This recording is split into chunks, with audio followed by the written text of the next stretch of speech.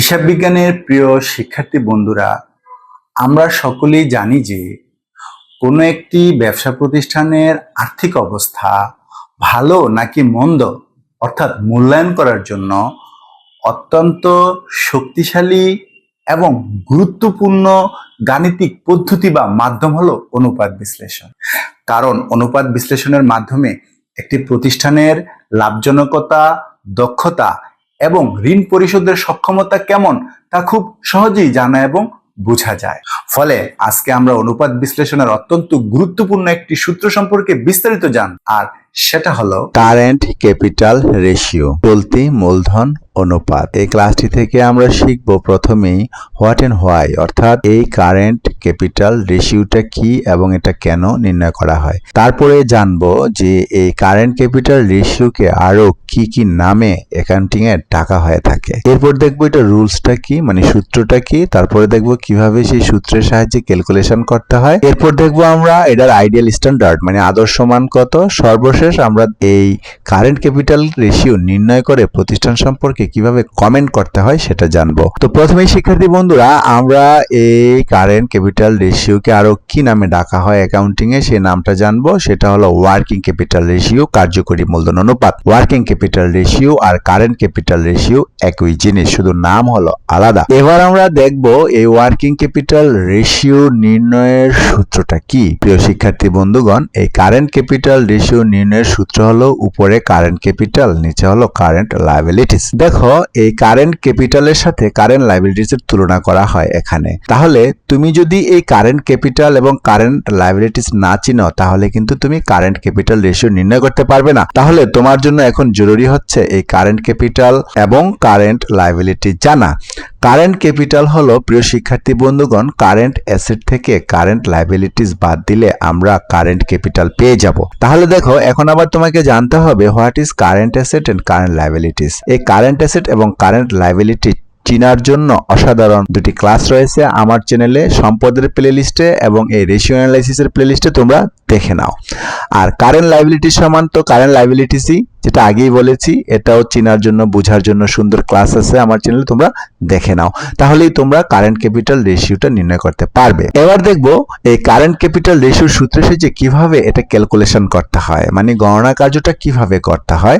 এটার সূত্রটা হলো কারেন্ট ক্যাপিটাল রেশিও সমান উপরে কারেন্ট ক্যাপিটাল, নিচে কারেন্ট লায়াবিলিটিস। তো কারেন্ট ক্যাপিটাল তোমরা নির্ণয় করে নিবে এবং কারেন্ট লায়াবিলিটিস নির্ণয় করে নিবে। তো আমি কাল্পনিকভাবে ধরলাম কোন একটা প্রতিষ্ঠানের কারেন্ট ক্যাপিটাল 40 টাকা, কারেন্ট লায়াবিলিটিস 40 টাকা। এটাকে ঐকিক নিয়মে কাটাকাটি করে একটা ফলাফল বের করতে হবে। তো এটা এই কাটাকাটির সিস্টেম হলো নিচে 1 বানাতে হবে প্রথমে। অলওয়েজ মনে রাখবে এই রেশিও অ্যানালাইসিসের সূত্রগুলোতে নিচে 1 বানাতে হয়। তো এই 40 কে 40 দিয়ে ভাগ করলেই 1 হবে। আবার যেই 40 দিয়ে এই 40 কে ভাগ করলাম সেই 40 দিয়ে উপরের 40 কেও ভাগ করতে হবে, এখানেও 1 হবে। তাহলে আমরা ফলাফল পেলাম 1:1। এই যে কারেন্ট ক্যাপিটাল রেশিও সমান 1:1, এটাই হলো ফলাফল। অর্থাৎ প্রিয় শিক্ষার্থী বন্ধুগণ, তোমরা প্রথমে কারেন্ট ক্যাপিটাল বের করবা, উপরে লিখবা, কারেন্ট লায়াবিলিটিস নিচে লিখবা, লিখে ঐকিক নিয়মে কাটাকাটি করে সর্বশেষ ভগ্নাংশে আসবা এবং নিচেরটাকে 1 বানাবা। নিচেরটাকে 1 বানানোর জন্য নিচে যত থাকবে তত দিয়ে নিচেরটাকে এবং উপরেরটাকে দুটাকে ভাগ করবে, ভাগ করে ফলাফলটা ডান দিকে লিখবে। এবার দেখবো প্রিয় শিক্ষার্থী বন্ধুগণ, আমরা এই কারেন্ট ক্যাপিটাল রেশিওর আইডিয়াল স্ট্যান্ডার্ড বা আদর্শ মানটা কত এবং সেটা দিয়ে মূলত কি বোঝায়। তো আমরা প্রথমে সেটা বোঝার জন্য সূত্রটা দেখে নেই। কারেন্ট ক্যাপিটাল রেশিওর সূত্রটা হলো উপরে কারেন্ট ক্যাপিটাল, নিচে হলো কারেন্ট লায়াবিলিটিস। মনে করো কাল্পনিকভাবে এই কারেন্ট ক্যাপিটাল হলো কোন একটা প্রতিষ্ঠানের 30 টাকা আর কারেন্ট লায়াবিলিটিস হলো 40 টাকা। এটাকে ঐকিক নিয়মে কাটাকাটি করে ফলাফল একটা বের করতে হবে। তো আমি আগেই বলেছি, বারবার বলছি, এই রেশিও অ্যানালাইসিসে কাটার সিস্টেম হলো নিচে 1 বানাতে হবে। তো নিচে 1 বানানোর জন্য এইটাকে নিচে আছে 40, তাই 40 দিয়ে ভাগ করতে হবে এবং উপরকেও 40 দিয়ে ভাগ করতে হবে।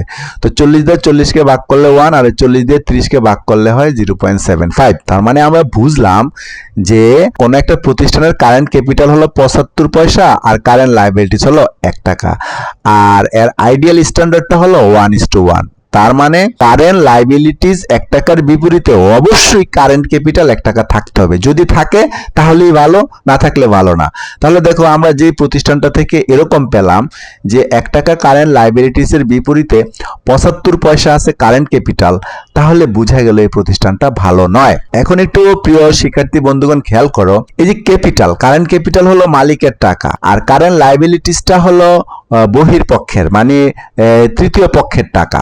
তো এখন দেখো কারেন্ট লাইবিলিটিস 1 টাকা পরিশোধ করার জন্য কিন্তু মালিকের ক্যাপিটাল 1 টাকা নেই, আছে 75 পয়সা। তাহলে বুঝালো এটা কিন্তু ভালো না। তার মানে এই আইডিয়াল স্ট্যান্ডার্ড 1:1 এর মানে হলো যে 1 টাকা চলতি দায়ের বিপরীতে 1 টাকা চলতি মূলধন থাকা ভালো, কারণ তাহলে বুঝায় যে মালিকের টাকা এই কারেন্ট ক্যাপিটাল দিয়ে আমরা কারেন্ট লাইবিলিটিস পরিশোধ করার মতো সক্ষমতা আমাদের প্রতিষ্ঠানের আছে। এবার দেখবো এই কারেন্ট ক্যাপিটাল রেশিও নির্ণয়ের পর কিভাবে প্রতিষ্ঠান সম্পর্কে কমেন্ট করতে হয়। তো প্রথমে আমরা কারেন্ট ক্যাপিটাল রেশিওর সূত্রটা দেখে নিই, current capital by current liabilities, এবং কাল্পনিকভাবে আমরা এটার ফলাফলটা মনে করো কোনো একটা প্রতিষ্ঠান থেকে এমন পেয়েছি কারেন্ট লাইবিলিটিস 1 টাকার বিপরীতে কারেন্ট ক্যাপিটাল আছে 75 টাকা। তো কমেন্ট করার জন্য আগে এভাবে তোমাদেরকে কারেন্ট রেশিও নির্ণয় করতে হবে প্রশ্ন থেকে। নির্ণয় করার পর কম্পেয়ার করতে হবে আইডিয়াল স্ট্যান্ডার্ডের সাথে।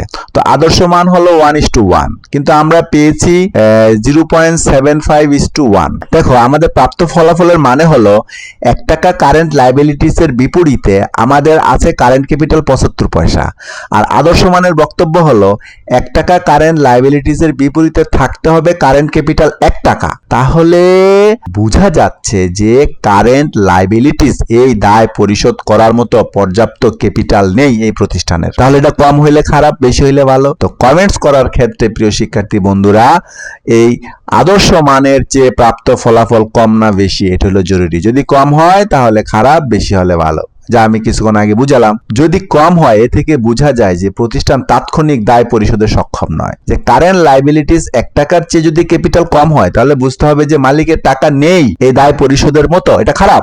যদি কারেন্ট ক্যাপিটাল বেশি হয় এই 1 টাকা দায়ের চেয়ে তাহলে বুঝতে হবে তাৎক্ষণিক দায় পরিশোধে সক্ষম প্রতিষ্ঠান। এই জন্য বেশি হলে ভালো, কম হলে খারাপ। এবার প্রিয় শিক্ষার্থী বন্ধুরা আমরা জানবো যে কারেন্ট ক্যাপিটাল রেশিওটা কি এবং এটা কেন নির্ণয় করা হয়। এটা জানার জন্য প্রিয় শিক্ষার্থী বন্ধুগণ প্রথমে আমরা সূত্রটা দেখে নিই। কারেন্ট ক্যাপিটাল রেশিওর সূত্র হলো উপরে কারেন্ট ক্যাপিটাল, নিচে কারেন্ট লাইবিলিটিস।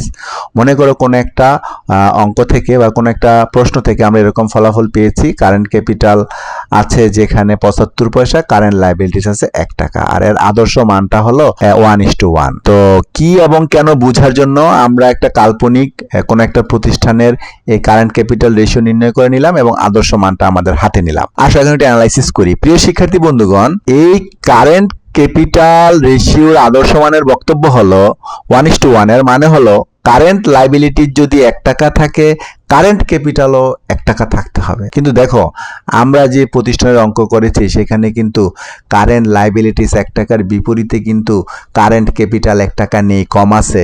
তাহলে বোঝা যাচ্ছে কি যে এই কারেন্ট লাইবিলিটিস পরিশোধ করার মতো পর্যাপ্ত কারেন্ট ক্যাপিটাল নেই, অর্থাৎ মালিকের মূলধন নেই। তার মানে কি? তার মানে বোঝা যাচ্ছে যে এই কারেন্ট লাইবিলিটিস এই দায় পরিশোধ করার মতো সক্ষমতা আছে কিনা প্রতিষ্ঠানের, এটা জানার জন্যই এই কারেন্ট ক্যাপিটাল রেশিও নির্ণয় করা হয়। এই যে সেটাই লিখেছি দেখো, চলতি মূলধন অনুপাত প্রতিষ্ঠানের স্বল্প মেয়াদী দায় বা ঋণ পরিশোধের ক্ষমতা নির্দেশ করে।